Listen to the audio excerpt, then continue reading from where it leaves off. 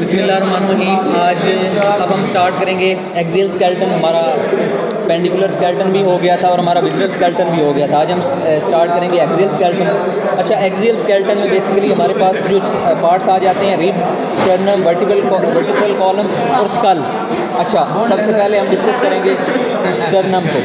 अच्छा, स्टर्नम का दूसरा नाम, इसको हम ब्रेस्ट बोन भी कहते हैं। ठीक है, ये अभी मेरे पास जैसे ये वाली डॉग की मेरे पास है, डॉग की है, ये वाली डॉग की स्टर्नम है, ये वाली हॉर्स की है और ये वाली ऑक्स की है। सबसे पहले हम इसकी नंबरिंग डिस्कस कर लेते हैं। ठीक है, इसकी ये वाला जो पोर्शन है ना, ये वाला, इसको हम कहते हैं कोस्टल कार्टिलेज। ये वाला जो पोर्शन आ रहा है, इसको सबको हम कहते हैं कोस्टल कार्टिलेज। इसकी नंबरिंग डॉग में हमारे पास ये 8 हैं। डॉग में हमारे पास ये 8 प्रेजेंट होते हैं। 1 2 3 4 5 6 7 और ये 8। ये हमारे पास 8 कोस्टल कार्टिलेजेस प्रेजेंट होते हैं डॉग के अंदर। हमारे पास हॉर्स के अंदर यूजुअली हमारे पास हॉर्स या ह्यूमन के अंदर 6 होते हैं और ऑक्स के अंदर हमारे पास यही चीज़ जो है ये 7 प्रेजेंट होते हैं। ठीक है, उसके बाद हम इसके आगे पोर्शंस को फर्दर पार्टिकुलरली डिस्कस करते हैं। अच्छा, इसका जो ये सारा है ना, सारे को स्टर्नम कहते हैं, लेकिन जो पार्टिकुलर अगर हम किसी एक की बात करेंगे ना, यहाँ से आप ये देखिए कंपार्टमेंट्स बने हुए हैं, एक ये कंपार्टमेंट, ये कंपार्टमेंट, ये कंपार्टमेंट, इसको हम स्टर्निब्रा कहते हैं। ठीक है, पार्टिकुलरली इसको हम स्टर्निब्रा कहेंगे और इसी स्टर्निब्रा की नंबरिंग की बेस पे हम डिस्कस करते हैं। जैसे हमारे पास डॉग के अंदर ये कंपार्टमेंट्स जो थे ये 8 थे, ह्यूमन या हॉर्स के अंदर 6 होते हैं, ऑक्स के अंदर 7 होते हैं।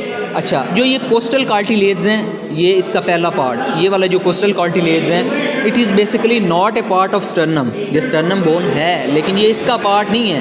ये रिब्स के साथ ये ऐसे और ऊपर से रिब्स होती हैं, ऐसे करके ये ऐसे होती है और ऊपर से ऐसे रिब्स अटैच्ड होती हैं यहाँ पे। ये रिब्स का पार्ट है। It is basically A cartilaginous part of the ribs, not the sternum. ठीक है, उसके बाद जो इसका फर्स्ट स्टर्निब्रा है ना, फर्स्ट स्टर्निब्रा आई मीन टू से, जब भी हम स्टर्निब्रा यूज़ करेंगे आपके माइंड में क्लिक कर जाना चाहिए कि ये उस पार्टिकुलर कंपार्टमेंट की बात हो रही है। ये फर्स्ट स्टर्निब्रा और फर्स्ट कंपार्टमेंट, इसको हम कहते हैं मैनूब्रियम। और इसका लास्ट स्टर्निब्रा या लास्ट कंपार्टमेंट, इसको हम कहते हैं ज़िफॉइड प्रोसेस। ठीक है, मैनूब्रियम ज़िफॉइड प्रोसेस। अच्छा, जो ज़िफॉइड प्रोसेस है ना सारी स्पीशीज़ के अंदर, इसके एंड पे यहाँ पर ज़िफॉइड कार्टिलेज प्रेजेंट होगा। ये वाला, ये जो है ये हम देख सकते हैं, ये ऑक्स है, ये वाला है, ये हॉर्स है। यहाँ से वो डिस्कार्ड हो गया लेकिन ये यहाँ पर वो प्रेजेंट है।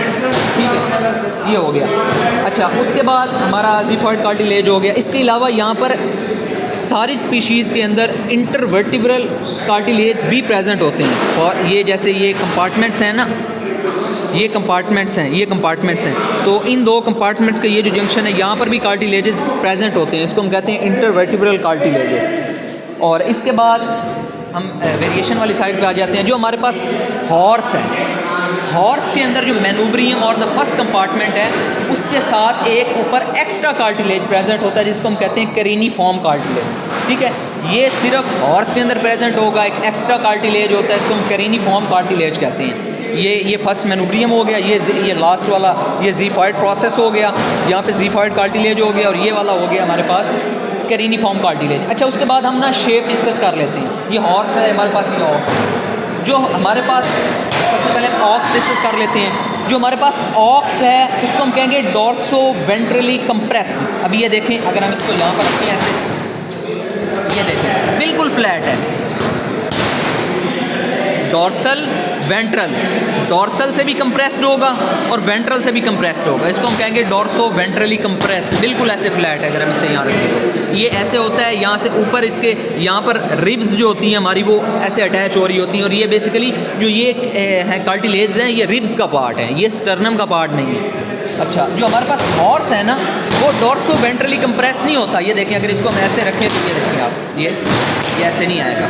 ये देखें यहाँ पर, ये देखें, ये जो हमारे पास है ये ऐसे, ऑक्स हमारे पास ऐसे कंप्रेस्ड है, ऐसे कंप्रेस्ड है।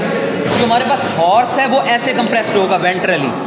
हॉर्स हमारे पास ऐसे कंप्रेस्ड नहीं है, हॉर्स हमारे पास ऐसे कंप्रेस्ड है। इसके ये देख सकते हैं कि यहाँ से ये ऐसे बाहर से निकले हुए हैं और ये ऐसे करके कंप्रेस्ड है। ठीक है, अच्छा, इसका जो फ़ायदा होता है ना हॉर्स को, ऐसे लेटरली जो आप कह सकते हैं लेटरली कंप्रेस्ड और वेंट्रल क्रेस्ट और रिज। अच्छा, इसको ना वेंट्रल क्रेस्ट और रिज कहेंगे हॉर्स के केस में। ठीक है।